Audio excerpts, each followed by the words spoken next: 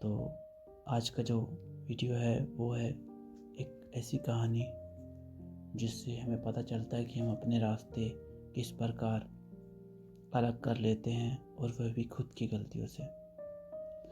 जो एक इंसान होता है वो भगवान से क्यों नहीं जुड़ पाता है, इस कहानी के माध्यम से हम समझने की कोशिश करेंगे। तो कहानी दोस्तों शुरू करते हैं। अभी का संसार भगवान के विरुद्ध नहीं है, बल्कि भगवान के आगे से ही चल रहा है। हर प्राणी सब कुछ चाहता है जो उसे प्रिय है, चाहे वो धन है या व्यक्ति या वस्तु या स्वयं भगवान। मनुष्य 3 चीज़ें कभी नहीं छोड़ना चाहता। पहला लालच, दूसरा मोह और तीसरा अहंकार। तीनों चीज़ें एक दूसरे से जुड़ी हुई है। कैसे, बताता हूँ। एक व्यक्ति था, उसका नाम हरि था। उसके पिताजी ने उसे भगवान से जुड़ने के लिए प्रेरणा दी थी, परंतु उसकी शादी एक ऐसी स्त्री के साथ हो गई जो बेहद सुंदर थी। हरि के मन में पहले मोह का जन्म हुआ। जिस इंसान ने भगवान को अपना सब कुछ समझ रखा था, अब उसका संग ईश्वर के प्रति ना रहकर अपनी पत्नी की तरफ हो गया। उसकी पत्नी ने उसे बताया कि उसके पिताजी बीमार हैं और उन्हें उनसे मिलने जाना चाहिए। और फिर हरि अपनी पत्नी की बात मानकर ससुराल जाता है। उसकी पत्नी के पिता एक किसान होते हैं और अब उनका अंतिम समय आ चुका होता है। और उनके 2 बेटे पहले ही हैजा बीमारी के शिकार होकर मृत्यु को प्राप्त हो चुके थे। इसके बाद उसकी 2 बेटियां ही उसकी सारी ज़मीन की मालकिन थी। दोनों बेटी शादीशुदा थी और दोनों अपने पतियों के साथ पिता से मिलने आई हुई थी। उनके पिता के पास 3 खेत थे और वह जानते थे कि हरि के पास पहले ही 4 खेत हैं और दूसरे दामाद के पास बस रहने लायक ही ज़मीन है। तो उन्होंने हरि से कहा कि मैं अपने 3 खेत में से 2 खेत अपने छोटी बेटी को देना चाहता हूँ, 1 खेत तुम्हें, जिससे कि दोनों में समानता हो जाएगी। हरि शांत हो गया और उसके मन में बेचैनी छाने लगी और वह गुस्से से बोला, ससुर जी, आप अपनी बेटियों को बांट रहे हैं या अपने दामादों को? अगर अपनी बेटियों को दे रहे हैं तो दोनों में भेदभाव कैसा? आपको दोनों को ही बराबर देना चाहिए।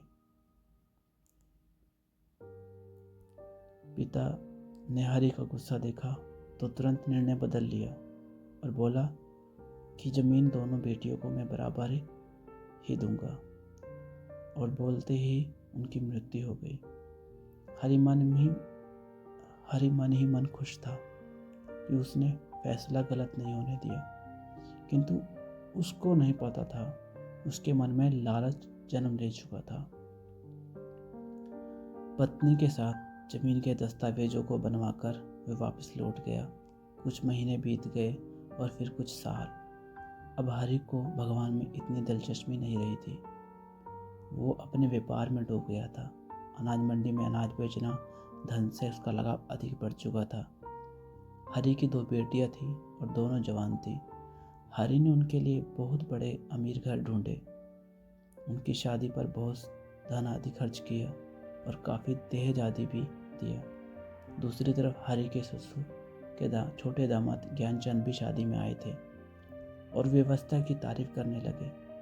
हरि बोलने लगा, अरे कमाया किसके लिए है?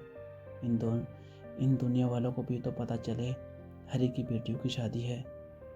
इस बात से स्पष्ट पता चल रहा था कि हरि के मन में अहंकार भी बहुत पहले ही आ चुका था। सालों तक हरि मन मर्जी से जिंदगी जीता रहा। धन के बल में चूर होकर वह छोटे इंसान से भी घृणा करने लगा। फिर कुछ बरस बीते और हरि बूढ़ा हुआ और बीमारी में पड़ गया। कोई वैद्य उसकी जांच करने आता तो उनसे बस यही कहता, चाहे जितना धन ले लो, बस मुझे ठीक कर दो। किंतु उसकी मृत्यु इतनी नज़दीक आ चुकी थी कि कोई वैद्य भी उसे ठीक नहीं कर पाया। हरि ने अपने पूरे जीवन को देखा और उसने मोह, लालच और अहंकार को अपने भीतर पाया। वो खुद बहुत शर्मिंदा था, लेकिन अब तो पूरा जीवन जा चुका था। उसकी दोनों बेटियां अपने पतियों के साथ हरि से मिलने आईं। हरि ने अपनी बेटियों और दामादों से कहा कि तुम्हारे पास सब कुछ है, किंतु मेरे बाद मेरी ज़मीन पर तुम्हारा ही हक है। मेरे 6 खेत में से एक खेत में अपने साडू भाई यानी ज्ञानचंद जी को देना चाहता हूँ, क्योंकि उसी का था। तब ज्ञानचंद जी भी अचानक से वहाँ पे आ जाते हैं और ज्ञानचंद जी उन्हें और हरि ज्ञानचंद जी को देखकर बहुत खुश होता है और कहता है, मुझे माफ़ कर दो मेरे छोटे भाई, मैं उस वक्त लालच में आकर तुमसे ज़्यादा ज़मीन ले बैठा। मुझे ज़मीन की आवश्यकता भी नहीं थी और अब मैं उससे लौटाना चाहता हूँ। ज्ञानचंद जी बोलता है, अरे भाई, मुझे उस ज़मीन की ना तब आवश्यकता थी और ना अब आवश्यकता है, बल्कि मैं तो ये चाहता हूँ कि तुम अपनी बेटियों को बराबर दे दो, क्योंकि दोनों अभी भी बराबर हैं, आगे भी बराबर रहेंगी, जो कि उचित है। मेरे पास तो एक ही पुत्री है और मेरी उसके लिए पर्याप्त और मेरी ज़मीन उसके लिए पर्याप्त है। हर ये बात सुनकर बोलता है, ज्ञानचंद, असल में धनी तुम ही थे। मैं तो मोह में खुद को धनी समझता रहा। जिसके पास संतोष का बल हो, उससे अधिक धनी इंसान इन संसार में नहीं हो सकता। और हरी दुनिया से जा चुका होता है। जैसे कि मैंने आपको बताया था कि जो कुछ होता है भगवान के हिसाब से होता है। अगर हरि ने भगवान से खुद को अलग न किया होता तो उसे मोह कभी ना जकड़ सकता था, किंतु भगवान ही चाहते थे कि वो मोह में फंसे, इसलिए उसे सुंदर स्त्री दी और भगवान की परीक्षा को वो अवसर समझकर उसमें डूबता चला गया। जब वो घूमकर दोबारा भगवान तक पहुंचा, तब उसे पता चला कि भगवान से दूर जा चुका है। तो दोस्तों, हरि ने चाहा तो बहुत कुछ, लेकिन वो कुछ भी नहीं पा सका। भोगों की ही अपना ध्यान रखता रहा और जिस कार्य के लिए वो आया था धरती पे, यानी भगवान भजन के लिए, वो भजन अब उसके जीवन में शून्य बराबर ही था। तो हमेशा धन की तरफ भागते हैं जो व्यक्ति, धन की तरफ ही अपने मन को रखते हैं। लालच और अहंकार और ये सब हर व्यक्ति के अंदर होता है, लेकिन किसी के अंदर ज़्यादा होता है, किसी के अंदर कम होता है। हम इस चीज़ को नहीं समझ पाते क्योंकि हमारे आंखों पे एक पट्टी बंधी होती है जिसको माया की पट्टी बोलते हैं। माया उस इंसान को ये ज़रा सा भी एहसास नहीं होने देती कि वो इंसान कुछ गलत कर रहा है। सिर्फ और सिर्फ हम उस चीज़ को जान सकते हैं तो सिर्फ भगवान से जुड़ने के बाद, क्योंकि जब भगवान का प्रकाश हमारे ऊपर पड़ता है तो माया की पट्टी कमज़ोर और धुंधली हो जाती है, जिसकी वजह से हमें साफ दिखाई देना शुरू हो जाता है कि हम क्या गलत करते हैं और क्या सही करते हैं। सही गलत का फैसला जब तक आप भगवान से नहीं जुड़ोगे तब तक आप निर्णय नहीं कर सकते कि क्या चीज़ सही है और क्या चीज़ गलत। अगर आप भोगों से ज़्यादा ही जुड़े हुए हैं तो और आप भगवान से कदापि नहीं जुड़े हुए, तो मेरी राय तो यही है कि आपको एक बारी भगवान की शरण में जाना चाहिए, क्योंकि भगवान ही हैं जो आपका मार्गदर्शन करने के लिए तत्पर रहते हैं, हमेशा रहते हैं।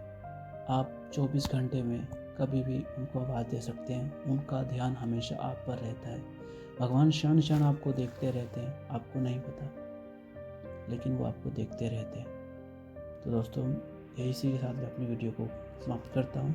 वीडियो अच्छी लगे, अगर आप कुछ इस वीडियो में समझ आ सका है तो उसके लिए मैं आप लोग को बहुत थैंक यू कहता हूँ, दिल से धन्यवाद करता हूँ। और नेक्स्ट वीडियो में मिलते हैं फिर। थैंक यू, धन्यवाद।